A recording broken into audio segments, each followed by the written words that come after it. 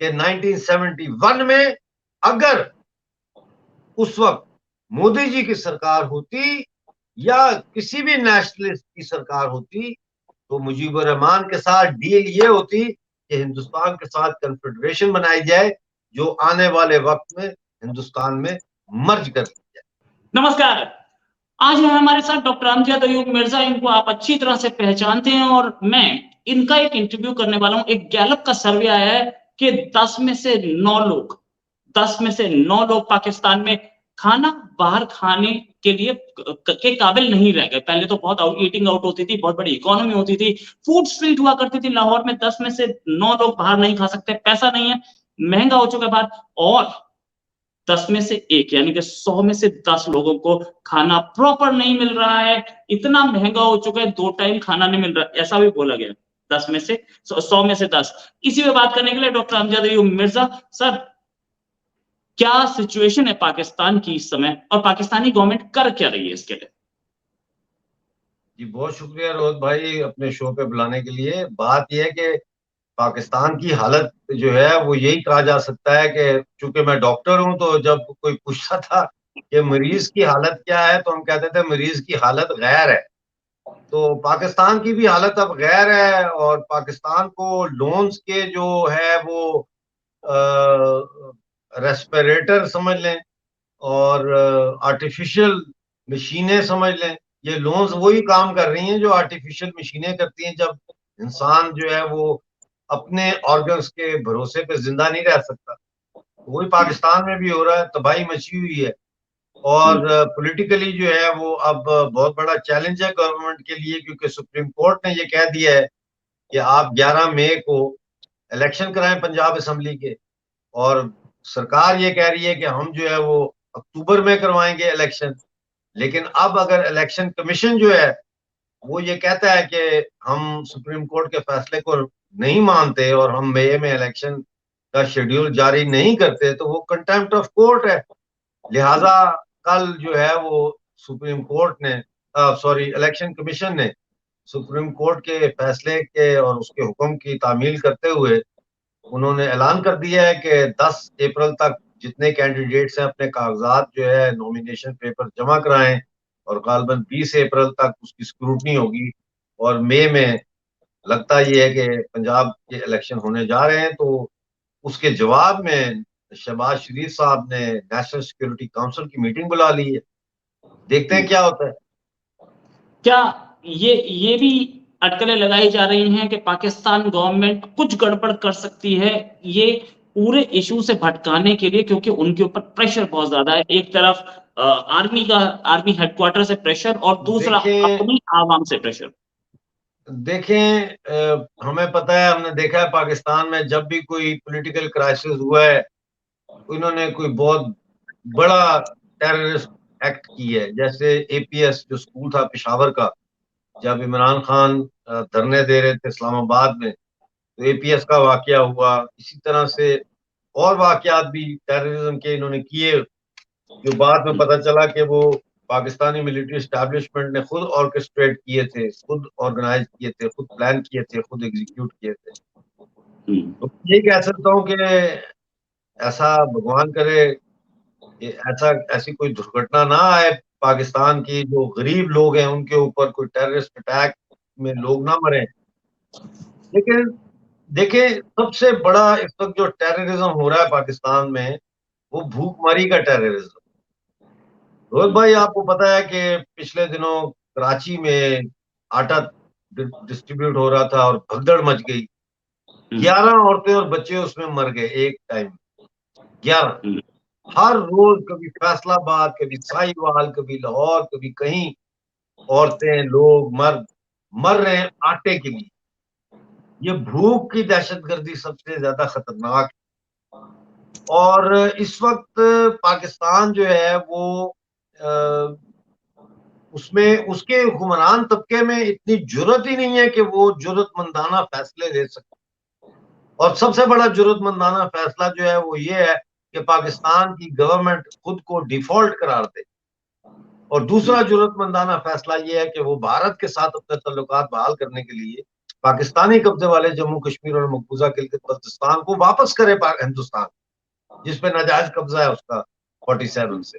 जी right. अच्छा, ये बात करें कि भुखमरी एक तरफ डिफॉल्ट होता दिख रहा है, और ऐसे में भी पाकिस्तान को अब तक ये नहीं पता कि हमें करना क्या है। क्राइसिस पे क्राइसिस आते जा रहे हैं, कभी इलेक्शन कराने का ये होता है, कभी डिफेंस मिनिस्टर बोल देते हैं कि हमारे पास तो पैसा ही नहीं इलेक्शन कराने के लिए। ऐसी सिचुएशन में भी इंडिया से बेटर रिलेशंस या इंडिया से ट्रेड करने के मामले में वो बिल्कुल चुप रहते हैं। क्यों चुप रहते हैं? और बिलावल भुट्टो जिनका मुंह कुछ भी बोलता है, आने वाले अभी गोवा आए शंघाई कोऑपरेशन ऑर्गेनाइजेशन में, और जिस मोदी को वो कातिल बोल रहे थे उसी मोदी के सामने बैठे होंगे, पता नहीं हाथ में लाएंगे कि नहीं, वैसे उनकी हैसियत तो नहीं है। लेकिन इससे कोई, मुझे नहीं लगता कि गवर्नमेंट को कोई फर्क पड़ता है कि हम सस्ता तेल ले रहे हैं, क्या ले रहे हैं, यूक्रेन को हथियार भी दे रहे हैं। पॉलिसी नहीं कोई भी, यूक्रेन को हथियार भी दे रहे हैं और रशिया से तेल भी मांग रहे हैं सस्ता। कोई पॉलिसी दिख रही है आपको? जब इंसान डूब रहा होता है तो वो फिर हर चीज को पकड़ने की कोशिश करता है अपने आप को बचाने के लिए।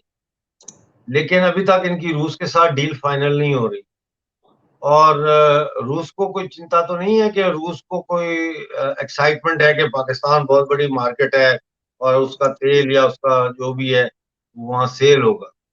बात यह है कि पाकिस्तान एक नाजायज औलाद थी ब्रिटिश साम्राज्य की, और वो नाजायज औलाद जो है वो अब अपने हतमी इंजाम को पहुंच रही है। और इसका हतमी इंजाम जो है वो सबको नजर आ रहा है। ये मुल्क जो है, ये पहली बात तो ये कि मैं इसको एक मुल्क मानता ही नहीं हूँ, मैं इसको एक रियासत मानता हूँ। ये एक जाबराना रियासत है, एक जालिम रियासत है, एक झूठी रियासत है, एक पंजाबी में कहते हैं कपत्ती रियासत है। ये रियासत है ही नहीं, सॉरी मुल्क है ही नहीं। ये एक इसमें बहुत सारी मुल्क मौजूद है। बलूचिस्तान के मुल्क पे इन्होंने कब्जा किया हुआ है, जम्मू कश्मीर की रियासत पे इन्होंने कब्जा किया हुआ है, सिंधु देश पे इन्होंने कब्जा किया हुआ है, और पख्तूनिस्तान पे इन्होंने कब्जा किया हुआ है। इन्होंने ये छोटे छोटे जो मुल्क हैं इन पे कब्जा किया हुआ है और बंदूक के जरिए किया हुआ है। और वो अब चलेगा नहीं, क्योंकि या आप आजादी दे सकते हैं किसी को, या आप फिर जो है वो जंग के जरिए उनको अपना ताबे बना सकते हैं। और पाकिस्तान जो है ना उसके पास जंग करने की ताकत है, ना उसके पास आजादी देने का हौसला है। वो कैसे आजादी दे दे बलोचों को कि बलोच जो, अब आप देखें ना ये सुप्रीम कोर्ट के जो जज हैं सारे पंजाबी हैं, सारे पंजाबी हैं, सारे पाकिस्तानी मिलिट्री एस्टैब्लिशमेंट के अलाकार हैं। इनमें है कोई बलोच जज, कोई सिंधी जज, कोई पश्तून जज, जस्टिस?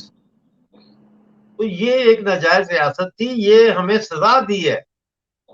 भारत माता को अंग्रेज ने तहरीक आजादी चलाने की सजा दी है, पाकिस्तान वेस्ट और ईस्ट बना के ये सजा दी है। और नलायक हमारे हुक्मरान हिंदुस्तान के माजी के नलायक हुक्मरान के 1971 में अगर उस वक्त मोदी जी की सरकार होती या किसी भी नेशनलिस्ट की सरकार होती तो मुजीबुर रहमान के साथ डील ये होती कि हिंदुस्तान के साथ कन्फेडरेशन बनाई जाए जो आने वाले वक्त में हिंदुस्तान में मर्ज कर दी जाए। लेकिन ऐसा नहीं हुआ। हम वहां गए, हमारी सेना मरी, हमने कुर्बानियां दी, हमने पैसा लगाया, बांग्लादेश बनाया, और फिर बांग्लादेश बना के उनको हमने कहा जी अब आप जाने, आपका काम जाने। एक हमने कार या मिलिट्री इक्विपमेंट, एक कोई चीज हम वहां से ईस्ट पाकिस्तान से जंग के बाद हम लेके नहीं आए, छोड़ के आए, उनको दे के आए। तो कहने का मकसद ये है कि अब ये जो सारी सूरत डेवलप हो रही है इसमें हमें ये गलती दोबारा अब नहीं दोहरानी चाहिए। राइट। अच्छा, एक और जो आज की खबर है, बड़ी खबर है, एक सेनेटर है दिनेश कुमार। ये दिनेश कुमार जो हैं वो पाकिस्तान में सेनेटर हैं। उन्होंने ये बोला कि भाई मुझे आकर के लोग बोलते हैं, आपके सेनेटर्स ही आके बोलते हैं कि आप मुसलमान बन जाओ, आपके लिए बहुत अच्छा रहेगा। लेकिन इस समय पाकिस्तान की हालत क्या है? उन्होंने ये पार्लियामेंट में बोला है, पाकिस्तान की मैंने हालत क्या देखी है? है, मैंने वो वीडियो देखा है। जो केला 150 रुपए का था, वो यस। हिंदू, वो माइनॉरिटी सीट पे हैं, हिंदू हैं, बड़े अच्छे इंसान हैं, और वो हिंदू कम्युनिटी के लिए बोलते हैं। लेकिन इस दफा वो, उन्होंने बड़ी सही बात की है। उन्होंने कहा भाई मुसलमान है आप, बेईमान, झूठ आप बोलते हैं, बेईमानी आप करते हैं, फ्रॉड आप करते हैं, सारे जुल्म आप करते हैं, तो पहले आप तो मुसलमान बनो, मुझे मुसलमान करने से पहले खुद तो मुसलमान हो जाओ। उन्होंने एक मिसाल के तौर पर बात की है। उसका मतलब ये नहीं है कि वो खुदा न खास्ता मुसलमान होना चाहते हैं। कौन है आज के दौर में जो जी शऊर है, जिसके पास दिमाग है, जिसके पास अकल है, जो मुसलमान होना चाहेगा, जो मुसलमान होकर बच्चे पैदा करके उनको जादी बनाना चाहेगा, जो अपने बच्चों को मदरसे भेजना चाहेगा? आज तो मुसलमानों को बहुत सोचना चाहिए इस मसले के ऊपर, हिंदुस्तान के मुसलमानों को, कि भाई घर वापसी का टाइम है, मत अपनी जिंदगी जाया करो और इन इन चक्रों में। You are Indians, you born in India, यो आपके पुरख हिंदुस्तान में पैदा हुए थे, आपके पुरख सनातनी थे, आपके पुरखों ने पूरी दुनिया को तहजीब भेजी, तहजीब दी, एक्सपोर्ट की, लेके गए पूरी दुनिया में। आप मुझे बताएं, कंबोडिया में जो मंदिर इतना बड़ा बना हुआ है, अंकुर वाट, हाँ जी, वो कैसे बना? जाहिर है कि हिंदुस्तान से, इंडस वैली से लोग वहां गए, सनातन धर्म वहां गया, तो वो चीज बनी। तो आज पीओजे के आज आजाद हो जाता है, हिंदुस्तान के साथ वापस जुड़ जाता है, तो मेरा ये मिशन तो हो गया कंप्लीट। मेरा अगला मिशन फिर ये है कि हिंदुस्तान के मुसलमानों को इतिहास पढ़ाया जाए, उनको बताया जाए कि ये इस्लाम जो हिंदुस्तान में आया, ये हिंदुस्तान की रक्षा करने के लिए नहीं आया था, ये हमला आवर थे। चाहे ये वेस्ट से आए थे, चाहे ये सिंध से, समुंदर से आए थे, इंडियन ओशन से आए थे, ये हमारा अनाज चोरी करने आए थे, ये हमारी दौलत चोरी करने आए थे, ये हमारे हमारे लोग औरतों चोरी करने आए थे, और उन्होंने की। लेकिन आज जो बच्चे पैदा होते हैं मुसलमान, उनको इस बात का कोई पता ही नहीं है। आप देखो, अब सैफ अली खान साहब बहुत अच्छे अदाकार हैं, करीना भी बहुत अच्छे अदाकार हैं। बच्चा पैदा होता है तो नाम रखते हैं तैमूर, मेरी कला से जो मर्जी नाम रखे, लेकिन बच्चे का नाम तैमूर रखने से ये पता चलता है कि उनको इतिहास का पता नहीं कि तैमूर कितना जालिम था, उसने कितने हिंदुस्तानियों का कत्लेआम किया। ये तब्दील होना, इसको चेंज करना पड़ेगा, इसको होना पड़ेगा। अब वो वक्त, वो जमाना नहीं रहा, अब घर वापसी का दौर शुरू होना चाहिए। जी, राइट राइट। और ये पूरे गेम में कहीं आपने बोला है कि ये भारत माता है और हम इसी के बच्चे हैं, इसको पाकिस्तान के कुछ यूट्यूबर्स ने जा करके सड़कों पे बोला कि ऐसा अमजद अयूब मिर्जा बोलते हैं, तो दो चीजें सामने आई। एक चीज के लोगों ने माना, हाँ हम भारत के हैं, हम अरेबिक नहीं है, हम पर्शियन नहीं है। ये बात तो मेरे कुछ दोस्तों ने भी बोली कि भाई हमारा कल्चर तो नहीं है ना पर्शियन और अरेबिक, हमारा कल्चर तो वो है जिसको हम भूल गए, हमें हमें 75 साल में भुला दिया गया, हमें 75 साल में ये बताया गया कि आप अरेबिक हैं, लेकिन मेरी शक्ल तो उनसे मैच नहीं करती, मेरी शक्ल उनसे मिलती नहीं। दूसरा हमें ये बताया गया कि भाई आपको बेस्ट जो वो है, बेस्ट जो फ्यूचर है वो जिन्ना के आगे आने वाले लीडर्स देंगे, और जिन्ना देंगे, जिन्ना तो चले गए, लेकिन जिन्ना के आगे आने वाले लीडर्स देंगे। किसी ने ये नहीं बताया कि वहां एक मोदी है जो कि स्वर्ग दिखा रहा है, जो कि कंट्री को डेवलप कर रहा है, मोदी चाहिए या मोदी जैसा लीडर। बहुत सारी ये बातें बोल रहे हैं, जो बातें आप मेरे ही चैनल पे आज से 1 साल पहले, 1.5 साल पहले, 2 साल पहले बोला करते थे, वो बातें आज पाकिस्तान की सड़कों पे लोग बोल रहे हैं, भले ही पाकिस्तान की गवर्नमेंट कुछ बोले या डीजीआईएसपीआर या आईएसपीआर आपकी फोटो दिखा के प्रेस कॉन्फ्रेंस करता रहे, लेकिन आवाम वो लैंग्वेज बोल रही है। मुझे पूछ रहे थे आपको मरने से डर नहीं लगता? मैंने कहा अब मरने से क्या डर लगेगा, जब हमारा, I said you can kill the messenger, ये गौर से समझे इस बात को, you can kill the messenger, मुझे, मैं I am the messenger, you can kill the messenger but you cannot kill the message. The message has penetrated the streets of Lahore, the streets of Rawalpindi, the streets of Pakistani occupied Jammu Kashmir and occupied Gilgit-Baltistan. So you can kill me, but how are you going to kill the message? You cannot do that. और बात ये है कि मुझे बड़ा मतलब खुशी हुई, मैं फखर का लफ्ज इस्तेमाल नहीं करता, उसमें थोड़ा सा तकब्बर आ जाता है, थोड़ी प्राइड आ जाती है, लेकिन मुझे बड़ी खुशी हुई जब मैंने देखा पाकिस्तान की नन्ही नन्ही लड़कियां, छोटी उम्र की बच्चियां जो हैं, मैच्योर बच्चियां हैं, समझदार हैं, वो सड़कों पे माइक लेके जा रही हैं कि अमजद अयूब मिर्जा जो पीओजे के हैं, उन्होंने कहा भारत को भारत माता बोला है, मदर इंडिया बोला है, आपका क्या कमेंट है? और लोग आगे से कह रहे हैं हाँ इंडिया तो है ना मदर, इंडिया में से ही निकले हैं हम जीत गए हैं। मैं अपने मकसद में एक तरह से आप समझे तो कामयाब ही हो गया हूँ कि मैंने वो नैरेटिव तोड़ दिया, पाश पाश कर दिया उस नैरेटिव को, उसका सत्यानाश कर दिया है। और अब आगे सिर्फ फिजिकल रीयूनिफिकेशन रह गई है, मानसिकता की तो रीयूनिफिकेशन मैंने करवा दी। जी, भगत सिंह, शहीद भगत सिंह 1931 में उनको फांसी पे लटका दिया गया था। लटका दिया तो गया। लटकाने के बाद उनकी फतह थी जो 47 में मिला। ये बात वो भगत सिंह अपनी शहादत के साथ ही एक एक इंडियन में जो घुसा गए थे कि आजादी लेके रहना है, वो चीज आपने की है। पाकिस्तानियों को समझाया कि बेटा तुम गलत चल रहे हो। और सच में मैं मेरे इसी चैनल पे व्यूअर्स जाके देख सकते हैं आपके इंटरव्यूज पुराने। मैं आपके साथ बहुत फ्रीक्वेंटली इंटरव्यूज करता हूं और मीटिंग आपसे बातचीत होती रहती है। आपके सारे इंटरव्यूज यहीं पड़े, मैंने एक भी डिलीट नहीं किया। आपने जो बातें बोली थी, क्या आज वो पाकिस्तान, और ये बच्चियां जो हैं, ये बच्चियां वो हैं जो कॉलेज पास कर चुकी, आपके लिए बच्ची होंगी ना, ये कॉलेज पास कर चुकी हैं, ये वोट करती हैं पाकिस्तान में, पाकिस्तान का फ्यूचर तय करती हैं, एक वोट डाल के, एक गवर्नमेंट बना के।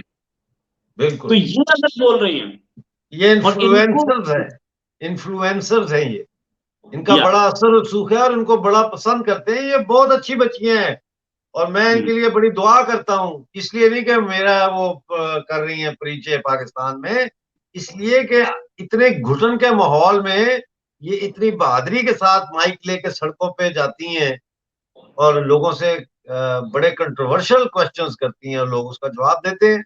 जी, राइट राइट। अच्छा, तो ये जो माइंडसेट आया है, बड़ी मुश्किल से आया है, आई डोंट नो कैसे आया है, लेकिन पाकिस्तानी एस्टैब्लिशमेंट और पाकिस्तानी रूलिंग एलीट इस चीज को पसंद नहीं करती। हालांकि अब आवाज अंदर से उठनी शुरू हो गई कि यार ये गेहूं नहीं है, आटा नहीं है, आटे के लिए 11 लोग मर रहे हैं, और कम से कम इंडिया को आप बोलते थे यहूद और हनूद, और वहां देखो मोदी अपने कंट्री में फ्री में 80 करोड़ को, ये लैंग्वेज मैंने सुनी है, हाँ हाँ हाँ, 80 करोड़ लोगों को फ्री में राशन दे रहा है, हम अपने 22 करोड़ को नहीं खिला पा रहे। ये सिचुएशन, क्या ये रेवोल्यूशन जो है, ये माइंडसेट थिंकिंग रेवोल्यूशन, क्या ये फोर्स करेगा एस्टैब्लिशमेंट को और गवर्नमेंट को या पाकिस्तान को कि वो अपनी पॉलिसीज में चेंज लाए? Who cares? रोहित भाई, हु केयर्स? हम जीत गए हैं, हम जीत गए हैं। लाहौर की सड़कों पे ये सवाल उठ रहा है आज, लाहौर की सड़कों पे ये सवाल, अनारकली में सवाल उठ रहा है, लिबर्टी चौक पे सवाल उठ रहा है, ये सवाल पूछा जा रहा है टोलिंगटन मार्केट में कि डॉक्टर अमजद हिंदुस्तान को मदर इंडिया बोलता है, आप क्या समझते हैं? और आगे से जवाब आता है कि हाँ वो ठीक बात है, हम हिंदुस्तान का हिस्सा थे, लिहाजा हिंदुस्तान ही हमारी माँ है, मदर इंडिया है। आज हिंदुस्तान का, आज लाहौर की सड़कों पे लोग मोदी मोदी मोदी कर रहे हैं, हम कामयाब हो गए, वी आर द विनर, हम जीत गए।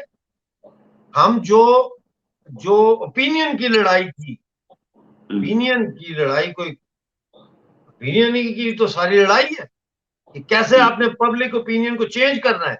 और हमने झूठ बोल के चेंज नहीं किया पब्लिक ओपिनियन को, हमने सच बोल के ओपिनियन को चेंज किया। आप गवाह इस बात के कि सच की कितनी भारी कीमत मैंने दी है अपनी लाइफ में। लेकिन मैं वो किसी से उसका रिवॉर्ड नहीं मांगता, लेकिन ये रिकग्निशन मैं मांगता हूं कि मैं अपनी फैमिली का बड़ा बेटा था। 10 दिसंबर को मेरी माँ इस दुनिया से गई है, लेकिन मैं अपनी माँ को आखिरी दीदार नहीं कर सका, मैं उसको कंधा नहीं दे सका, उसको लेके नहीं जा सका आखिरी सफर पर, लास्ट जर्नी मेरी माँ का। लेकिन कोई मुझे नहीं, पता। मैंने उस 10 को मेरी वालदा का इंतकाल होता है, 11 की सुबह को मैंने रेडियो हिमालय किया, 12 को मैंने आर्टिकल लिखा। मैंने नहीं पीछा किया, पीछे हटा, मैं अपनी जदोजहद में साबित कदम रहा। लेकिन वो मेरे दिल को कोई खोल के देखे कि इस दिल के ऊपर कितना जख्म है अपनी माँ का। लेकिन कोई बात नहीं, मैंने देश के लिए कर रहा हूं। मेरी माँ भी यही चाहेगी कि मेरा बेटा जो है वो देश के लिए जैसे काम कर रहा है ऐसे करता रहे, रुके मत। लेकिन इसकी भारी कीमत दी है, भारी कीमत दी है। मेरी फैमिली टूट गई, लोग छोड़ गए, भाई बहन छोड़ गए, जंगल में अकेला बैठ के मैंने पाकिस्तान को ललकारा। आप जानते हैं, मैंने आपको वो सारा दिखाया है, जंगल जंगल में बैठ के ललकारा है। लेकिन उस ललकार तो सारे ही ललकारते हैं, लेकिन उस ललकार में सच का तड़का नहीं होता, वो झूठ होता है, इसलिए वो बेअसर होता है, उसका असर थोड़ी देर के लिए होता है। लेकिन हमने जो ललकार लगाई, उस ललकार के अंदर सच के सिवाय कुछ नहीं था। इसीलिए वो ललकार जहां पहुंची, वो वहां अपना निशान छोड़ गई और लोगों ने सोचना शुरू किया। एक ऐसे राइट। शख्स जिसने ना बैंक बैलेंस बनाया, ना जायदाद बनाई, ना कपड़े खरीदेता है, ना कुछ करता है, ना कोई चीज नहीं है सिवाय एक ही चीज के, ये लाइन ऑफ कंट्रोल खोल दो, टूटे रिश्ते जोड़। राइट। और खबर ये भी है कि शारदा पीठ दोबारा खोला जा सकता है, क्या ये खबर सच है? देखिए, शारदा पीठ का अमित जी ने बड़ा अच्छा बयान दिया। उनका शारदा पीठ भी खुलेगा शारदा कॉरिडोर की तरह अपना, लेकिन वो मुझे मुश्किल लगता है, इसलिए कि पीओजेके की जो असेंबली है, लेजिस्लेटिव असेंबली, उस लेजिस्लेटिव असेंबली ने रेजोल्यूशन पास किया शारदा पीठ का बोलने का। लेकिन 3 दिन पहले प्राइम मिनिस्टर पीओजेके जो है तनवीर इलियास, उसने बयान दिया कि ये बहुत गलत किया है, इसकी इंक्वायरी होगी और ये प्रपोजल वापस लिया जाए। उसके बाद जमात इस्लामी ने भी इसके खिलाफ तहरीक शुरू कर दी है। और इसके बाद मुस्लिम लीग नून की जो गवर्नमेंट थी पुरानी, उसके जो लीडर थे फारूक हैदर, उन्होंने, और शाह गुलाम कादर जो स्पीकर थे, उन्होंने भी बयान दिया इसके खिलाफ। और अब तो जम्मू कश्मीर लिबरेशन लीग जो है उसका भी बयान आ गया आज, और वो भी कह रहे हैं कि ये नहीं होना चाहिए। देखिए रोहित भाई, मैं आपको एक बात बताऊं, ये जो शारदा पीठ है ना, ये मुझे लगता है कि इसको आजाद कराना पड़ेगा। इसको और वो मेरा है एक ज़हन में, लेकिन मैं फिगर आउट नहीं कर पा रहा। लेकिन ये कि शारदा पीठ को हमें आजाद कराना पड़ेगा, शारदा माँ को इन डाकुओं और लुटेरों और झूठों से हमें छुड़ाना पड़ेगा। शारदा पीठ का इन्होंने जो मंदिर था उसको तार तार कर दिया है। शारदा माँ को जो है वो पुकार रही है, हमें पुकार रही है, अमरनाथ पुकार रहे हैं कि माँ वहां है। हाँ, तुम माँ को छुड़ाओ, और छुड़ाऊंगा मैं छुड़ाऊंगा, राइट। मैं राइट। करूं, लाऊंगा शारदा पीठ को, मैं लाऊंगा। मुझे राइट सर। सिर्फ हिंदुस्तान की जनता का साथ चाहिए। हिंदुस्तान की जनता मेरा साथ दे, शारदा पीठ को हम आजाद करवाएंगे। हम शारदा पीठ भीख में नहीं मांग रहे, हमारी माँ है, शारदा को छोड़ो। शारदा माँ को नहीं छोड़ोगे तो हम छुड़ाएंगे, लेकिन इसको छुड़ाने के लिए भारतीय जनता, भारतीय लोग, भारतीय अवाम वो मेरा साथ। राइट सर, भारतीय अवाम आपके साथ है और आप उनके दिलों में बसते हैं, आपके साथ हमेशा रहेगी।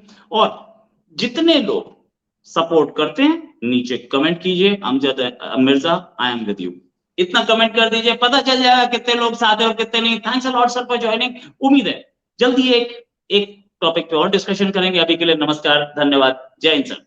बहुत थैंक यू, जय हिंद, वंदे मातरम, जय श्री राम। जय श्री राम सर।